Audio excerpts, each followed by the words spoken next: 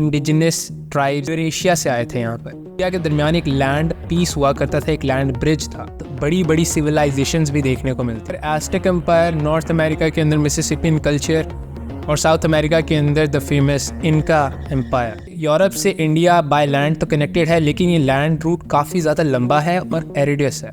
कुछ Portuguese explorer एक सी root establish करते हैं यूरोप से इंडिया तक का, जिसके बाद कोलंबस अपना ये आइडिया स्पेनिश मोनार्क्स फर्डिनेंड और इजाबेला को प्रेजेंट करते हैं। लंबी थका देने वाली सी जर्नी के बाद कोलंबस की शिप्स आकर रुकती हैं एक आइलैंड पे। एक नए कॉन्टिनेंट को डिस्कवर किया गया है स्पेनिश की तरफ से।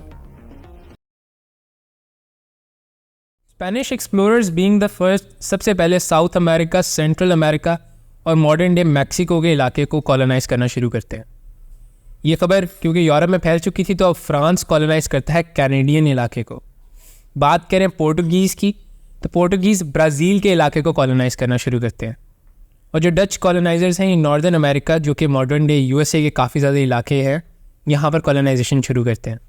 फाइनली बात करें ब्रिटिश की, तो ये अपने मॉडर्न डे यूएसए की ईस्ट कोस्ट पर अपनी कॉलोनीज़ को एस्टैब्लिश करते हैं। हमारी स्टोरी ज़्यादातर रिवॉल्व करेगी ब्रिटेन और ब्रिटिश कॉलोनीज़ के अराउंड, क्योंकि यहीं से इंडिपेंडेंस मिलने के बाद मॉडर्न डे यूएसए एस्टैब्लिश हुआ था। तो ब्रिटेन नॉर्थ अमेरिका की ईस्ट कोस्ट पर मौजूद मॉडर्न डे यूएसए की स्टेट्स जैसे Virginia, Massachusetts, new Hampshire, Maryland, Connecticut, Rhode Island, Delaware, north Carolina, south Carolina, New York, new Jersey, Pennsylvania और जॉर्जिया पर अपनी कॉलोनीज़ को एस्टैब्लिश करता है। इन कॉलोनीज़ को बड़े ही मशहूर तरीके से द 13 कॉलोनीज़ का नाम भी दिया जाता है। यहाँ मैं रुककर एक छोटा सा फैक्ट बताता हूँ न्यूयॉर्क से मुतल्लिक। तो जब डच कॉलोनाइजर्स नॉर्दर्न अमेरिका के अंदर अपनी कॉलोनीज़ एस्टैब्लिश करते हैं, ये अपनी कॉलोनीज़ को नाम देते हैं न्यू नीदरलैंड्स का, और इसी में मौजूद था मॉडर्न डे न्यूयॉर्क। जब ये न्यूयॉर्क इन्होंने परचेज़ किया नेटिव इंडियन से, तो इन्होंने इसे नाम दिया न्यू एम्स्टरडैम का। साल 1664 में जब ब्रिटिश कॉलोनाइजर्स ये न्यूयॉर्क के इलाके को डच से हासिल करते हैं through a very small resistance, English king ये न्यू एम्स्टरडैम का इलाका अपने भाई ड्यूक ऑफ यॉर्क के अंडर करते हैं, जो कि इसको नाम फिर दे देते हैं न्यूयॉर्क का। तो ये थी न्यूयॉर्क के नाम की ओरिजिनेशन, यहाँ से ये नाम ओरिजिनेट किया था। यहाँ पर एक और बात बताता चलूँ कि नेटिव अमेरिकन से ये लैंड कॉलोनाइजर्स के हाथ पहुँचता कैसे। ये कॉलोनाइजर्स नेटिव अमेरिकन्स को या तो पैसे देकर इनसे लैंड खरीद लिया करते थे, या फिर इनको फोर्सफुली यहाँ से हटा कर अपनी कॉलोनीज़ को एस्टैब्लिश करते थे।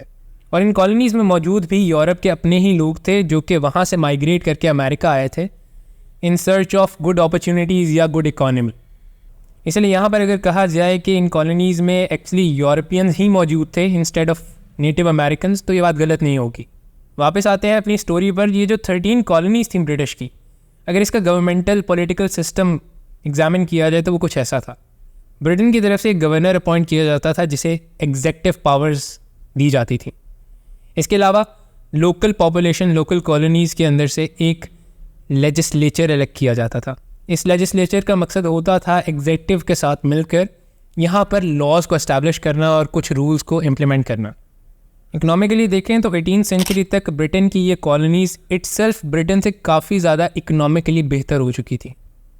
और साथ ही साथ इस काफ़ी लंबे टाइम पीरियड के दौरान जिस तरह नेक्स्ट जनरेशन आती गई, तो इंस्टेड अपने आप को ब्रिटिश कहते या इंग्लिश कहते, वो अपने आप को अमेरिकन्स के नाम से एसोसिएट करना शुरू करते हैं।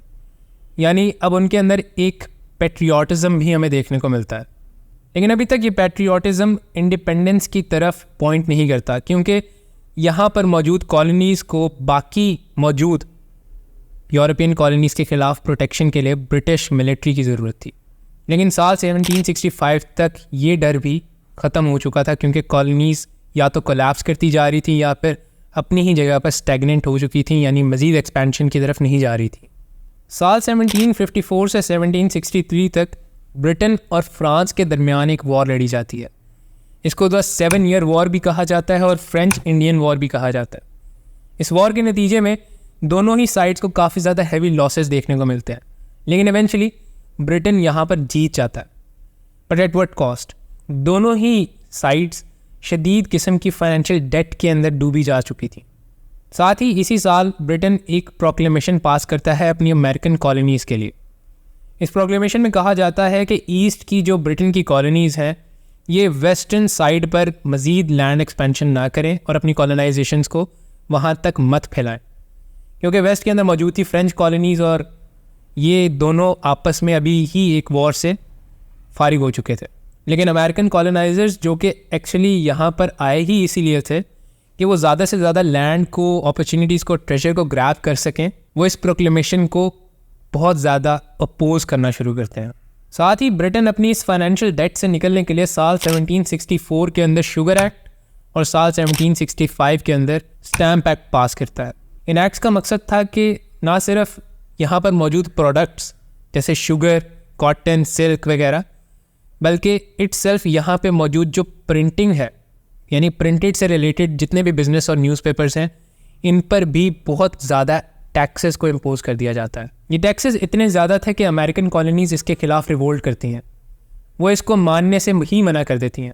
ये प्रोटेस्ट्स काफ़ी ज़्यादा लार्ज स्केल पर ऑर्गेनाइज किए गए थे और यहाँ से कुछ ऐसे ग्रुप्स भी निकलते हैं जो कि आगे जाकर वॉर ऑफ इंडिपेंडेंस के अंदर भी काफ़ी ज़्यादा इंपॉर्टेंट रोल प्ले करेंगे, जैसे सन्स ऑफ लिबर्टी।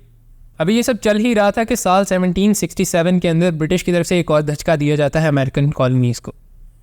ये धचका था द टाउनजेंड एक्ट। इस एक्ट के मुताबिक ब्रिटेन अमेरिका को कुछ प्रोडक्ट्स जैसे ग्लास, टी, पेपर, इनको खुद बनाने पर रिस्ट्रिक्ट करता है और इंस्टेड उन्हें कहता है कि ये तमाम प्रोडक्ट्स ये लोग ब्रिटेन से इंपोर्ट करेंगे और इस इंपोर्ट पर एक बहुत हैवी ड्यूटी भी पे की जाएगी अमेरिकन की तरफ से। पहले से तंग आई अमेरिकन कॉलोनीज़ इसके खिलाफ भी प्रोटेस्ट ऑर्गेनाइज करती है और एक बहुत बड़ा प्रोटेस्ट ऑर्गेनाइज किया जाता है बॉस्टन के अंदर। इस प्रोटेस्ट को देखते हुए ब्रिटिश की तरफ से यहाँ पर कुछ सोल्जर्स, कुछ मिलिट्री को भेजा जाता है जो कि इन प्रोटेस्टर्स के ऊपर फायरिंग करती है और इस फायरिंग के नतीजे में बहुत सारे अमेरिकन मारे जाते हैं। इसको हिस्ट्री में साल 1777 का बॉस्टन मैसेकर भी कहा जाता है। इन सब डेवलपमेंट्स को देखते हुए अमेरिकन के अंदर पैट्रियोटिज्म तो पहले ही मौजूद था, लेकिन अब फ्रीडम के लिए जो अपील थी वो भी काफ़ी ज़्यादा बढ़ने लगती है। यहाँ तक कि साल 1773 के अंदर एक और ऐसा एक्ट होता है जो कि इनकी लिबर्टी के लिए स्ट्रगल को पावर करता है। दोबारा यहाँ पर रुककर अमेरिकन्स यानी अमेरिकन कॉलोनीज़ ब्रिटेन की और ब्रिटेन इटसेल्फ के खिलाफ अगर रिलेशंस को देखा जाए तो ये काफ़ी ज़्यादा बिगड़ चुके थे और इसके बाद एक और ब्रिटिश की तरफ से धचका दिया जाता है अमेरिकन कॉलोनीज़ को।